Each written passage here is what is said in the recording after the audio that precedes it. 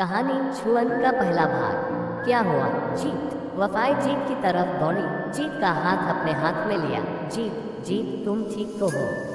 वफाई के शब्द हवा में ही रह गए। जीत ने उसे नहीं सुना। जीत अभी भी हाँफ रहा था। उसे सांस लेने में कठिनाई हो रही थी। वफाई को कुछ समझ नहीं आया कि क्या हो रहा है, क्या किया जाए। 2-4 क्षण वह सोचती रही, फिर दौड़कर पानी ले आई। जीत को पिलाने लगी। थोड़ा पी लो, तुम थोड़ा विश्राम करो, मैं कहीं से किसी डॉक्टर को लेकर आती हूँ। जीत ने पानी पिया। पानी ने असर दिखाया। ठंडी हवा ने भी अपना काम किया। जीत थोड़ा सा ठीक होने लगा। हाँफना थोड़ा कम हुआ। कुछ क्षण वह वहीं बैठा रहा। वफाई भी उसके पास बैठ गई। एक भीड़, उस भीड़ के सहारे, उसी भीड़ की परछाई में बैठे 2 व्यक्ति। मध्यम धूप, मध्यम हवा और मौत। समय का एक टुकड़ा कुछ क्षण वहाँ रुक गया। जीत, तुम विश्राम करो, मैं किसी डॉक्टर को बुलाकर आती हूँ। वफाई ने जीत के माथे पर अपना हाथ फेरते हुए कहा। जीत को लगा जैसे उसकी माँ उसे सुला रही हो। लड़कियाँ कितनी भी बड़ी हो या छोटी, जब किसी के माथे पर हाथ फेरती हो तो वह माँ बन जाती है। कैसा जादू है इन लड़कियों के हाथों में? जीत ने आंखें बंद रखते हुए कहा। तुम लड़कियाँ बहुत जल्दी नानी का और दादी का चरित्र निभाने लगती हो। कैसे कर लेती हो यह सब? वफाई चुपचाप माथे पर हाथ फेरती रही। जीत को अच्छा लगने लगा। जीत, तुम्हें नींद आ रही है, तुम्हें थोड़ा सो जाना चाहिए। तुम अंदर चलो, चलो उठो। वफाई ने जीत को अपना हाथ दिया, पर जीत वहीं बैठा रहा। वफाई के बड़े हुए हाथ को देखता रहा। चलो उठो, चलो हाथ दो। वफाई ने पुनः आमंत्रित किया जीत को। नहीं, मैं यही ठीक हूँ, तुम मेरे साथ अंदर चलो। कहा ना, मैं यहीं विश्राम कर लेता हूँ। तुम अंदर जा सकती हो, अर्थात तुम अभी भी मेरे कक्ष में जाना नहीं चाहती। जीत, तुम अंदर आ सकते हो। मेरे आने से पहले वह तुम्हारा ही तो था, अब भी तुम्हारा ही है। मैं तो केवल अतिथि हूँ। अतिथि हो तो मेरा इतना ध्यान क्यों रखती हो? वो तुम नहीं समझोगे श्रीमान चित्रकार, और मैं समझाना भी नहीं चाहती। अब हट छोड़ो और उठो यहाँ से, नहीं तो मैं तुम्हें घसीट ले जाऊँ। उठते हो या? वफाई ने रौद्र स्वरूप दिखाया। देखो फिर से तुम नानी तथा दादी बन गई तो तुम्हें कोई समस्या तो गंभीर है। इतनी छोटी नानी तथा दादी कभी देखी नहीं न? जीत ने दर्द को भूलकर हंसना चाहा, वह हंस न सका। जो भी हूँ, तुम्हें मेरे आदेश को मानना पड़ेगा। चलो उठो। जीत उठा और झूले पर जा बैठा। क्या झूले पर ही सो जाना है? वफाई ने फिर डांटते हुए पूछा। नहीं, अब मुझे सोना नहीं है, तुम मेरे पास आकर बैठो, मुझे तुमसे कुछ बात करनी है। जीत ने झूले को हल्का सा धक्का दिया। झूला धीरे धीरे चलने लगा। वफाई जीत के लिए लेमन सूप लेकर आई। अच्छे बालक की भांति लो, इसे पी लो, कोई प्रश्न नहीं करना, क्या समझे? वह झूले के पास खड़ी रही। जीत वफाई के हाथ को देखता रहा, कुछ भी बोले बिना बस देखता रहा। अरे क्या देख रहे हो इस कटोरे को? देखने से नहीं, इसे पीने से लाभ होता है। कटोरे को कौन देख रहा है? तो क्या देख रहे हो? सत्य कहूँ, असत्य तो बोलना ही नहीं। जैसी आज्ञा। मैं तो तुम्हारे हाथ को देख रहा था। क्या देखा इन हाथों में? एक अज्ञात व्यक्ति धरती के एक अज्ञात कोने से आकर इस अज्ञात से कोने में, अज्ञात घर में, मेरे जैसे अज्ञात व्यक्ति के लिए अपने उन हाथों से लेमन सूप बनाती है जिन हाथों से वह कैमरे से तस्वीरें खींचती थी। क्यों करती हो तुम मेरे लिए यह सब? जीत आगे बोल नहीं पाया। अब ज़्यादा भावुक होने की आवश्यकता नहीं है। चुपचाप इसे पी लो और सो जाओ। पीना तो पड़ेगा ही, किंतु सोच रहा हूँ कि क्या संबंध है। क्यों कोई इतना करता है किसी के लिए? मैंने अभी अभी कहा था ना कि वो तुम नहीं समझोगे चित्रकार। अब और कोई प्रश्न नहीं, कोई बात भी नहीं, बस इसे पी लो। तुम फिर माँ, नानी और दादी बन गई। जीत हंस पड़ा। वफाई भी। जीत लेमन सूप पीने लगा। वफाई अभी भी झूले के पास खड़ी सूप पीते जीत को देख रही थी। जीत भी सूप पीते पीते वफाई को देख रहा था। वफाई के चेहरे पर मधुर सा स्मित था। जीत को वह स्मित नया सा लगा, सूप का रस भी। उसे लगा कि वह सूप नहीं, अमृत। मेरे लिए अमृत तो अब इस मरुभूमि के मृगजल की भांति है जो कभी हाथ न आए। उससे पहले ही जीत आगे सोच नहीं पाया। सूप पूरा हो चुका था। चलो अब अंदर और थोड़ी देर सो जाओ, सब ठीक हो जाएगा। वफाई ने रूम की तरफ संकेत किया। जीत उसे टाल न सका। यह तो कभी सोचा ही नहीं था, कभी ऐसा स्वप्न भी नहीं आया कि इस मरुभूमि के इस घर में मेरे साथ अन्य कोई आएगा और इस कक्ष में दोनों को साथ साथ सोना पड़ेगा, और वह भी एक सुंदर युवती के साथ। जीत, तुम सपने तो ढंग के देखा करो, सपने, तुम सपनों की बात करती हो, किंतु मैंने तो चलो छोड़ो उसे। तो मैं क्या कह रहा था, मैंने इस कक्ष में 2 व्यक्तियों की कल्पना ही नहीं की थी, इसलिए सो जाओ आप, मुझे भोजन बनाना है। तैयार होते ही जगह दूंगी। वफाई रसोई घर में चली गई। जीत ने सोने के तमाम प्रयास किया, किंतु वह सो ना सका। अब समय आ गया है वफाई को सब कुछ बता देने का, मेरे जाने का। क्या सांसों का रुक रुक कर आना कोई संकेत है? कितना समय होगा मेरे पास, मुझे याद नहीं। तो सब कुछ बता दो वफाई को। क्यों बताना है वफाई को? उसे बताना आवश्यक है। कुछ ही समय की तो वह तिथि है, उसे क्यों मेरी पीड़ा से दुखी करना? एक बार वह चली जाएगी, बाद में इस जीवन में कभी नहीं मिलेगी। उसे कुछ नहीं बताना चाहिए। वह अतिथि है, नहीं अतिथि थी। अब वह तुमसे नहीं, यह सत्य नहीं है। नहीं करना मुझे प्रेम उससे, कोई आशा कोई अपेक्षा नहीं जगानी है मुझे, किंतु वह तो करती है प्रेम तुझसे। कितना अधिकार करती है? क्या ऐसे ही कोई इतना अधिकार करता है किसी पर मैं तो नहीं करता। क्यों भाग रहे हो प्रेम से? क्यों भाग रहे हो अपने आप से? वास्तव में तुम भी उससे प्रेम करने लगे हो, बस इस बात का स्वीकार करने का साहस नहीं है तुम्हें। काया हो तुम क्या मृत्यु से लड़ोगे? तुम क्या जीने की इच्छा जगाओगे? तुम्हें तो मरना ही होगा। तुम्हें कोई नहीं बचा सकता आने वाली मृत्यु से। तुम्हें मरना होगा, हाँ तुम्हें मरना ही होगा। यही तुम्हारी नियति है। नहीं नहीं, मैं मरना नहीं चाहता, मैं जीना चाहता हूँ, मैं जीना चाहता हूँ। जीत चिल्ला उठा। उसने हाथों की मुट्ठी बंद कर ली और उठ खड़ा हो गया। द्वार की तरफ मुड़ा। जीवन हवा लहर। द्वार पर वफाई खड़ी थी। वह जीत को ही देख रही थी। जीत चौंक गया। कब से वफाई यहाँ खड़ी होगी? क्या वह मेरे अंदर चल रहे द्वंद को देख रही होगी? जीत ने अपने आप को देखा। उसके दोनों हाथों की मुट्ठी अभी भी बंद थी। दाहिना हाथ हवा में उठा हुआ था। एक विचित्र मुद्रा थी वह। जीत ने अपने उठे हुए हाथ को नीचे किया, हाथ की मुठ्ठियाँ खोल दी, सीधा खड़ा हो गया। वफाई को देखने लगा। उसकी आंखों में एक आभा थी, होठों पर स्मित था। भिन्न सी आभा, भिन्न सा स्मित। जीत को लगा कि इस आभा और स्मित में कुछ बात है, कुछ खास है ही है। वह स्मित, वह आभा जीत को अंदर तक छू गया। क्या है यह स्मित? कैसी है यह आभा? इसमें कुछ तो है। क्या वह जीवन का संकेत है? क्या यह स्मित मुझे मेरी मृत्यु से बचा सकती है? यदि यह स्मित मेरे साथ रहे तो मैं मृत्यु से लड़ सकता हूँ, उसे हरा सकता हूँ। जीत ने अपनी पलकों को क्षण भर के लिए झुकाए, बंद कर दी, फिर खोल दी। सामने वफाई भी जीवन से भरपूर स्मित को लेकर खड़ी थी। जीत को विश्वास हो गया कि वफाई और वफाई का स्मित कोई भ्रम नहीं पर सत्य है, स्थायी है, चिरंजीवी है। जीत ने अधूरे मन से स्मित करने का प्रयास किया। जीत के स्मित में वह प्रसन्नता नहीं थी जो वफाई के स्मित में थी। यदि कुछ था तो बस पीड़ा थी। वफाई अभी भी स्थिर सी खड़ी थी, वही स्मित को ओढ़े हुए देख रही थी जीत के सारे मनोभावों को। जीत भी अब स्थिर हो गया। कुछ क्षण व्यतीत हो गए। वफाई और जीत दोनों अपनी अपनी स्थान पर स्थिर खड़े थे। दोनों एक दूसरे को देख रहे थे, दोनों मौन थे। समय की एक तरंग भी दोनों के साथ वहीं रुक गई।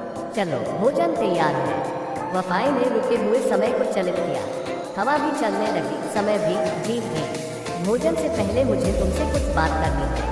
जीत ने साहस जुटाया। मुझे भी बहुत बातें करनी है, पर पहले भोजन, उसके पश्चात सब कुछ। किंतु मेरी बात अत्यंत आवश्यक है।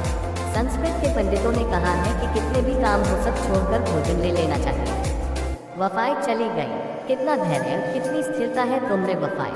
और मैं अत्यंत विचलित। थालियाँ परोसी गई। दोनों चुपचाप भोजन करने लगे। जीत को लगने लगा कि इस अन्न के एक एक दाने में जीवन भरा हुआ है। अन्न के रस में जीवन रस है। उस मौन में कुछ पश्चाप है जो आज मुझे प्रत्येक बात में, प्रत्येक वस्तु में जीवन के संकेत दिख रहे हैं। मुझे अब मृत्यु से भयभीत नहीं होना है।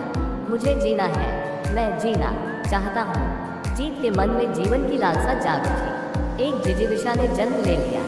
भोजन संपन्न हो गया। मैं झूले पर हूँ, तुम शीघ्र वहाँ आ जाओ। जीत चला गया। वफाई भी कुछ क्षण बाद झूले के पास आ गई। वफाई जीत के समीप झूले पर बैठ गई। दोनों ने झूले को धकेला। झूला धीरे धीरे चलने लगा। कुछ क्षण मौनी बीत गए। जीत, तुम्हें मुझसे कुछ कहना था। वफाई ने झूले को रोक दिया। जीत इसी क्षण की प्रतीक्षा में था। तुम तैयार हो सुनने के लिए? हाँ बाबा हाँ, अब जो कहना है वह सीधे सीधे बता दो। वफाई जीत की तरफ मुड़ी।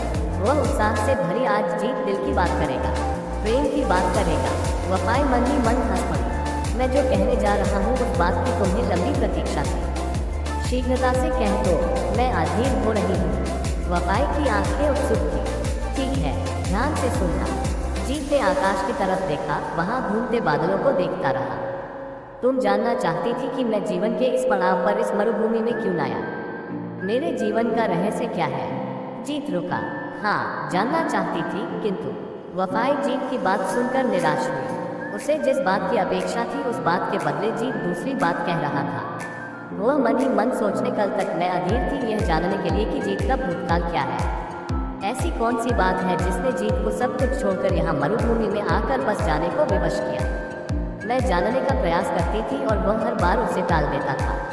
कितना गुस्सा आता था तब जीत पर, और आज वही बात जीत सुनाना चाहता है और मुझे रुचि नहीं है। क्योंकि आज तुम कुछ और सुनना चाहती थी।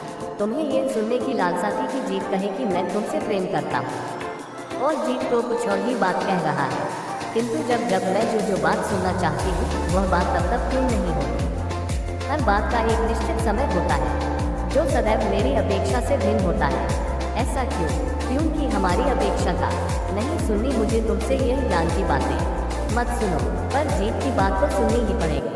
अब क्या अर्थ है उसके बीते हुए कल की बात सुनने का? मैंने तो उसे प्रेम किया है बिना उसके भूतकाल को जाने हुए। मैंने तो उसके वर्तमान से प्रेम किया है और उसके भविष्य को मेरे भविष्य से जोड़ना चाहती हूँ। मुझे उसके बीते हुए कल से क्या संबंध? मुझे नहीं सुनना उस कल को जो बीत चुका है। किंतु जीत के मन में वह समय अभी भी जीवित है, और जब तक उसके मन और हृदय से यह समय बीत नहीं जाता वह वर्तमान में नहीं जी सकेगा। और यदि तुम उसे तुम्हारे वर्तमान में चाहती हो तो उसके भूतकाल को बह जाने दो, निकल जाने दो। जीत को वर्तमान में ले आओ, और उसके लिए उसे सुनना अनिवार्य है। तो मैं क्या करूं? जीत को उसके भूतकाल से वर्तमान में आने में उसकी सहायता करो। उसकी बात का हाथ पकड़कर उसे तुम्हारे हृदय तक लेकर आओ। जब भी जीत वर्तमान में आ जाएगा वह तुम्हारा हो जाएगा, केवल तुम्हारा। तुम भी तो यही चाहती हो, है ना? हाँ, वफाई, तुम कहाँ हो? कुछ नहीं जीत, तुम कुछ कह रहे थे। मैं तुम्हारे उस बीते हुए कल को सुनना चाहती हूँ। कहो ना, क्या रहस्य है? तुम्हारी बात बड़ी रुचिकर होगी, है ना? वफाई ने पूरे उत्साह और अपेक्षा से जीत की तरफ देखा। उसकी आंखों में आंखें डाली और मौन स्मृत लिए अपने अधरों को बंद कर दिया। जीत ने बिखरे हुए अपने आप को समेटा, गहरी सांस ली। वफाई, मेरा भी एक परिवार था, पत्नी भी थी, अच्छा सा कारोबार था, जीवन की तमाम सुविधा थी, आनंद भी था। वह रुका, आकाश की तरफ देखता रहा। फिर क्या हुआ? वफाई अधीर हो उठी। एक दिन हम दोनों घूमने के लिए किसी बर्फीले पहाड़ पर गए। जीत ने पूरी कहानी बता दी। तो तुम रोगी हो, तुम सोच रहे हो कि तुम्हारे पास समय नहीं बचा और शीघ्र ही तो। किंतु मैं मरना नहीं चाहता, मैं जीना चाहता हूँ। जीत चिल्ला उठा, झूले पर से उठ खड़ा हुआ और दूर जाकर भीड़ से सटकर खड़ा हो गया। वफाई जीत के पास गई और उसका हाथ पकड़कर झूले पर ले आई। जीत, तुम बैठो यहाँ पर, सब ठीक हो जाएगा। वफाई अंदर गई, पानी लेकर आई और जीत को अपने हाथों से पिलाया। जीत को अच्छा लगा। वफाई के हाथों ने पिलाए पानी में जीत जीवन की संभावनाएं ढूंढने लगा। उसे धुंधली सी कोई किरण दिखाई देने लगी जो जीने के लिए प्रेरित कर रही थी। जिजीविषा करवट ले रही थी। क्या था इस पानी में? जब से मैं यहाँ आकर रुका हूँ मैं यही पानी पी रहा हूँ, किंतु आज इस पानी में पहली बार जीवन की अभिलाषा दिखाई देने लगी है। कुछ तो है, जो भी है वह बात पानी में नहीं, वफाई के हाथों में है। हो सकता है, किंतु यह तो कोई बात नहीं हुई। कोई ऐसे ही सब कुछ छोड़कर चला नहीं जाता। तुम्हारी बात में अर्धसत्य है अथवा बात ही आधी है, मैं नहीं जानती। वफाई ने प्रश्न भरी दृष्टि से जीत की तरफ देखा। तुम मेरी बात पर विश्वास क्यों नहीं करती? मैंने जो भी कहा सत्य ही कहा है। हो सकता है कि अधूरा कहा हो, नहीं तो यही सत्य है, पूरा सत्य। मेरा विश्वास करो। कैसे करूं? एक युवक लगन कर लेता है, हनीमून पर जाता है और बीमार पड़ जाता है। बीमारी गंभीर अवश्य है, किंतु मृत्यु के इतनी भी समीप नहीं कि कोई मरने से पहले जीना छोड़ दे। और एक बात, आजकल विज्ञान के पास हर रोग का उपचार है। यदि उपचार नहीं है तो भी आशा तो है। कोई ऐसे ही केवल रोगी होने के कारण जीना नहीं छोड़ देता है। मुंबई जैसे शहर में रहते थे, पत्नी थी, परिवार था, कारोबार था और उपचार के लिए पैसों की भी तो समस्या नहीं थी। ऐसे में कोई सब कुछ छोड़कर जिंदगी से हारकर भाग नहीं जाता। उस उसका पूरी शक्ति से सामना करता है, किंतु तुम तो कायरों की भांति। जीत ने वफाई की बात बीच में ही काट दी। मैं कायर नहीं हूँ, नहीं। जीत उत्तेजित हो गया, हाँफ गया।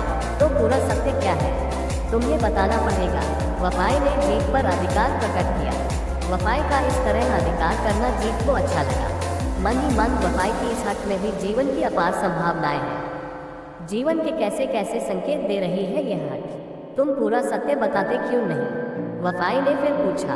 जीत कुछ समय मौन रहा, सोचता रहा किस तरह से वह सब सत्य बता दूं। दिलशाद तथा नेल्सन के विषय में क्या बताऊं, कैसे बताऊं, और यदि बता भी दूं तो वफाई क्या सोचेगी मेरे विषय में? सोचना क्या है, वफाई तो सोच ही चुकी है कि तुम काया हो, तुम अपने आप ही हार गए हो। तो क्या करता मैं? आंख बंद कर दोनों को देखता रहता, मन ही मन जलता रहता। वह आग में जलने से तो अच्छा ही था कि मैं भाग गया। जीवन की तमाम संभावनाएं उस आग में जल गई थी। रात हो गई थी पर अब हवा बदल गई है, समय ने करवट ली है। वफाई के रूप में कोई आशा, कोई जीवन, कोई अपेक्षा द्वार पर आ खड़ी है, तुम्हें पुकार रही है। यदि उसे भी ठुकराना चाहो तो तुम्हारी इच्छा। यह क्षण जो एक बार बीत गया तो फिर न लौटेगा। बता भी दो अब, कब तक कोई हृदय पर भार रखता है? थक जाओगे उसे उठाते उठाते। थक ही तो गया हूँ। मेरी मृत्यु अब बिल्कुल सामने। जीत पूरी बात कह नहीं पाया। मनुष्य मृत्यु से नहीं मरता, पर मृत्यु की कल्पना से मरता है, मृत्यु की प्रतीक्षा में मरता है। तुम भी इसी तरह मर रहे हो। मरना कौन चाहता है? मैं जीना चाहता हूँ। किंतु फिर कोई विषाद जीत के चेहरे पर आकर रुक गया। वफाई जीत के पास गई, उसके बालों में उंगलियां पसारने लगी। जीत ने आंखें बंद कर ली, वफाई के स्पर्श को अनुभव करता रहा। उसे अच्छा लगा। वफाई ने पूरा समय दिया जीत को। जीत संभलने लगा, शांत हो गया, स्थिर हो गया। हवा धीरे धीरे बहने लगी। प्रत्येक मोड़ पर जीवन नई आशाएं जगा जाती है। वफाई का होना भी तो कोई संकेत है।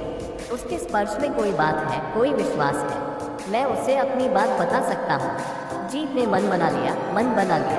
उपचार के लिए मैं और दिलशाद डॉक्टर नेल्सन से मिले। दिलशाद नाम है तुम्हारी पत्नी का। नाम तो बड़ा सुंदर है, स्वयं भी सुंदर ही होगी, मेरे से तो अधिक ही सुंदर होगी, है ना? जीत को यह छेड़छानी अच्छी लगी। उसने स्मित दिया, उसे उस स्मित में जिंदगी दिखी। यहाँ तो भर क्षण में हवा की हर लहर में जीवन है, आश है। मैं ही मूर्ख था, उसे समझ ही नहीं पाया। जीत ने अपने आप से बात कर दी। इन बातों का कोई अर्थ नहीं है, वफाई। जीत ने कुछ क्षण पश्चात उत्तर दिया। छोड़ो उसे, आगे बताओ क्या हुआ। उपयुक्त उपचार चलने लगा था। उपचार की प्रक्रिया में दिलशाद नेल्सन से मिलती रहती थी। दोनों के बीच कुछ जन्म लेने लगा और एक दिन जीत ने उस संध्या की बात वफाई को बताई जिस संध्या दिलशाद नेल्सन से मिलकर बिना ब्रा के लौटी थी। उस संध्या के पश्चात मैं विचलित हो गया। पहले तो मुझे दिलशाद पर क्रोध आया, किंतु फिर सोचा कि उसने कुछ अनुचित नहीं किया। उसके सामने पूरी जिंदगी पड़ी थी और मेरी जिंदगी समय के किसी भी बिंदु पर रुक सकती थी। नेल्सन से अच्छा साथी कौन हो सकता था? जब तक मैं सामने रहूंगा दिलशाद दुविधा में ही रहेगी, और यदि वह छुपकर नेल्सन से मिलती रहेगी तो मैं भी दुखी रहूंगा। मुझे लगा कि मुझे हट जाना चाहिए, और मैं एक दिन सब कुछ छोड़कर यहाँ चला आया। मेरा सब कुछ दिलशाद के नाम कर आया। वफाई आक्रमण करने लगी जीत की बात सुनकर। वफाई जीत की पीड़ा का अनुभव करने लगी। वफाई को विलाप करते देख जीत भी क्रंदन करने लगा। एक नदी सब बंधन तोड़कर बहने लगी। वफाई ने जीत को अपने आंचल में छुपा लिया, स्वयं विलाप करती रही। जीत को भी करने दिया। कुछ क्षण पश्चात वफाई ने स्वयं को संभाला, स्वयं से बातें लगता है जीत महीनों से रोया नहीं होगा। पुरुष होकर विलाप करना कितना कठिन होता होगा। कोई पुरुष यूं ही नहीं रोता। जब कोई बर्फ बड़ी आग से पिघलता होगा तब जाकर कोई पुरुष रोता होगा, और बिना आग के कोई बर्फ नहीं पिघलता। यह तुमसे अच्छा कौन जानता है? बर्फ सुंदरी। बर्फ सुंदरी कितना अच्छा नाम है। जीत तो तुम्हें इसी नाम से पुकारता रहता है ना? हाँ, किंतु समय हो गया इस शब्द को जीत ने नहीं कहा। वह कहता भी तो कैसे? तुम तो जानती हो कि किस स्थिति में है वह। अच्छा हुआ तुमने उसे आक्रमण करने में सहायता की, अन्यथा अंदर ही अंदर वह मर जाता। नहीं मरेगा वह अब, मैं नहीं मरने दूंगी उसे। आशा और विश्वास है आपको कहानी छुअंत का पहला भाग पसंद आई होगी। ऐसी ही हिंदी मॉरल स्टोरीज पढ़ने के लिए हमें सब्सक्राइब अवश्य करें। बेल आइकॉन जरूर दबाएं जिससे मेरी वीडियो सबसे पहले आपको मिले। धन्यवाद।